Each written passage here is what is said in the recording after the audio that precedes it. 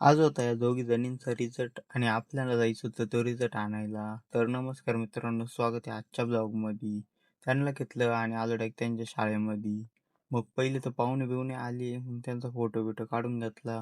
मग आम्हाला म्हणे, "तुम्ही या आता मध्ये बसा." म्हटलो, "बसणार तर नाही, आम्ही पण एका कोपऱ्यात उभं राहतो." मग नंतर आलो वर्गामध्ये. मग त्यांचा रिझल्ट-बिझल्ट घेतला आणि आलो डायरेक्ट घरी. आणि घरी आलो, आपल्याला काही सुट्टी-बिट्टी राहत नाही. मग आलो डायरेक्ट खोंड्याला पाणी भरायला. आणि तेवढ्यात दिसला आपल्याला वाळू पाटील. तो चालला होता गाडी घेऊन वावरामधून. आणि तो आज वावरामधून का चाललाय काय माहिती, ते जाऊ द्या. आपल्याला काही खत टाकायचं टेन्शन नाही राहत.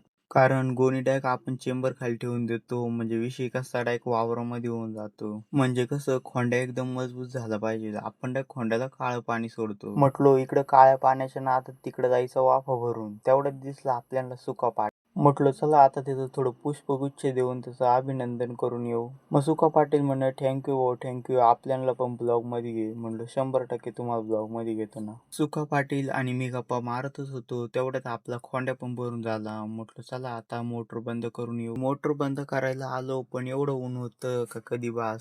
मी केले होते वरती 2-3 जणांना फोन, पण ते पण म्हणे करतो 2-3 दिवसात वो कमी. अलग ही लेवल का बंदा था।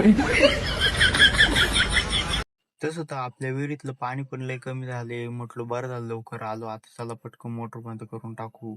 आता चला आपण मोटर बंद करून टाकली. आता आपण भेटू पुढच्या ब्लॉग मध्ये.